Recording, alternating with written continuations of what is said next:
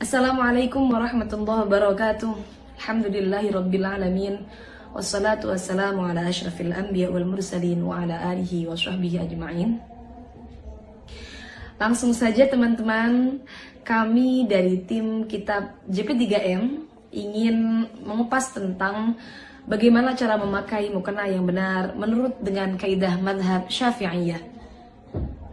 Dalam madhab Syafi'i, aurat perempuan dalam sholat adalah seluruh badan kecuali kedua telapak tangan dan wajah. Yang mana kita tahu bahwa wajah batasannya adalah dari arah menyamping seperti ini, dari mulai telinga satu ke telinga yang lain. Kemudian untuk atas dari mulai tumbuhnya rambut kepala sampai dagu. Ingat, dagu termasuk batas wajah. Dan ada satu kaidah dalam madhab Syafi'iyah, yaitu menyempurnakan perkara yang wajib maka hukumnya wajib. Sehingga cara memakai mukena yang benar seperti yang kalian lihat saat ini, yaitu adalah dengan menutup rambut-rambut kepala, rambut-rambut bayi yang ada dalam di ujung-ujung sini itu. Kemudian dengan menutup dagu tidak terlihat, karena ini termasuk menyempurnakan perkara yang wajib. Dan juga pastikan rambut tidak ada yang keluar. Bagaimana kalau rambutnya banyak kecil-kecil di muka? Maka tentunya itu adalah rambut muka, bukan rambut kepala. Yang wajib ditutup adalah rambut kepala.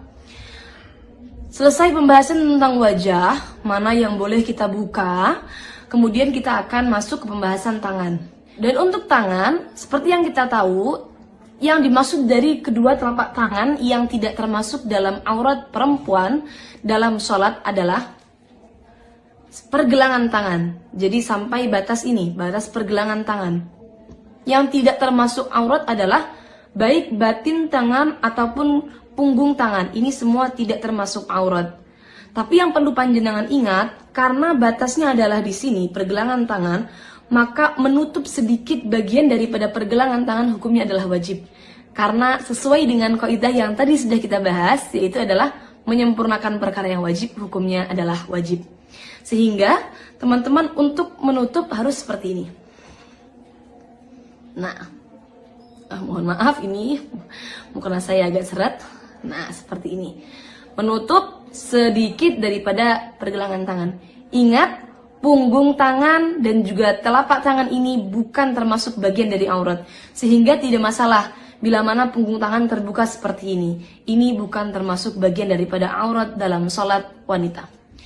Kemudian yang perlu kita bahas selanjutnya adalah benda yang digunakan untuk menutupi aurat atau baju yang digunakan untuk menutupi aurat.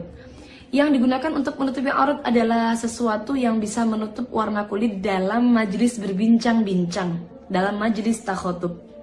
Maka bagaimana batasannya? Apakah nerawang atau tidak? Itu batasannya adalah bila dilihat dalam majelis berbincang-bincang, seperti mungkin dengan jarak saya berbincang dengan teman saya, seberapa ngurufnya, seberapa biasanya, kok terlihat warna kulitnya, maka berarti belum mencukupi. Tapi kalau tidak terlihat warna kulitnya, maka sudah bisa dikatakan mencukupi.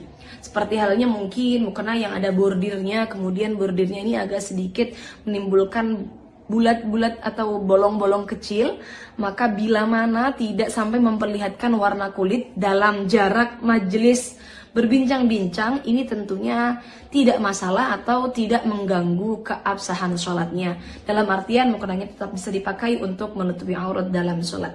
Kemudian yang perlu kita bahas lagi dalam hal menutup aurat dalam sholat adalah hal-hal yang sering terlewatkan.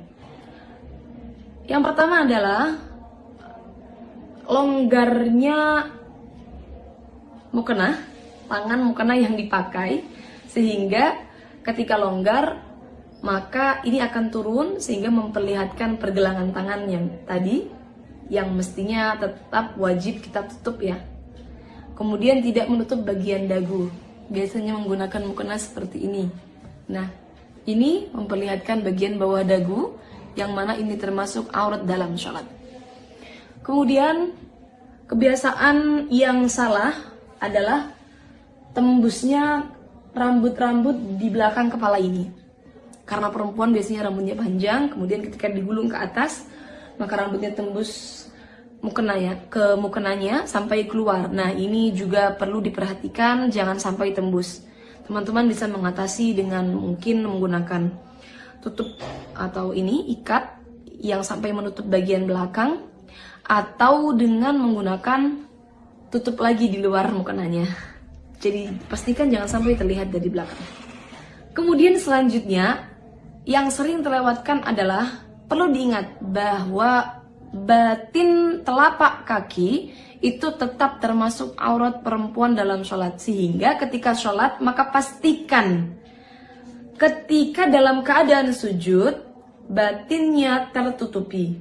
Ketika dalam keadaan ruku maka bagian kakinya sudah tertutupi. Jangan sampai cingkrang mukenanya. Dari seluruh keterangan yang sudah saya sampaikan tadi, yang mana diambil dari beberapa kitab bermadhab Syafi'i, maka bisa disimpulkan bahwa mukena yang paling aman untuk perempuan dalam madhab Syafi'i adalah mukena terusan. Memakai mukena terusan seperti yang saya pakai seperti ini. Kenapa? Karena ini akan menutupi aurat perempuan dari arah-arah yang wajib ditutup, yaitu dari arah atas, samping, dan juga menutup bagian bawah telapak kaki, karena telapak kaki termasuk dalam aurat wanita. Untuk teman-teman yang menggunakan mukena potongan, maka pastikan bagian leher tidak terlihat dari arah samping. Kenapa? Karena kekurangan dalam mukena potongan adalah ketika berdiri, ketika ruku, ketika mengangkat tangan, maka bagian lehernya tetap terlihat.